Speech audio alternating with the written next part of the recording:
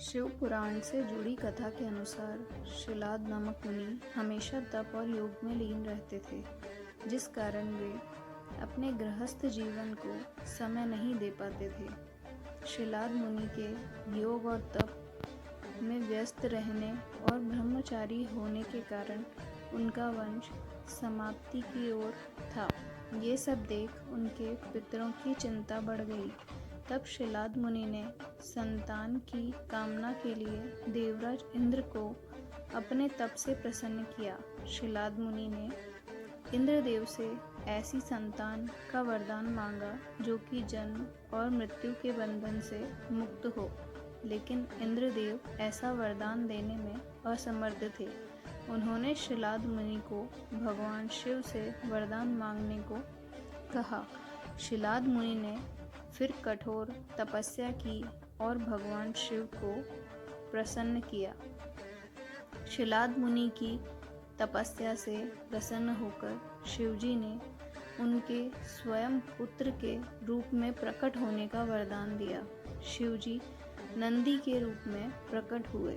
इसके बाद शिवजी ने माता पार्वती की सम्मति से संपूर्ण गणों और वेदों के समक्ष गणों के अधिपति के रूप में नंदी का अभिषेक कराया। इस तरह से नंदी नंदीश्वर बन गए और शिवजी के वरदान से नंदी जन्म के बाद मृत्यु से मुक्त और अजर अमर हो गए। शिवजी ने नंदी को यह भी वरदान दिया कि जहाँ उनका निवास होगा वहाँ नंदी का भी निवास होगा। इसलिए शिवजी के सभी मंदिरों या शिवालयों में नंदी की स्थापना की जाती है।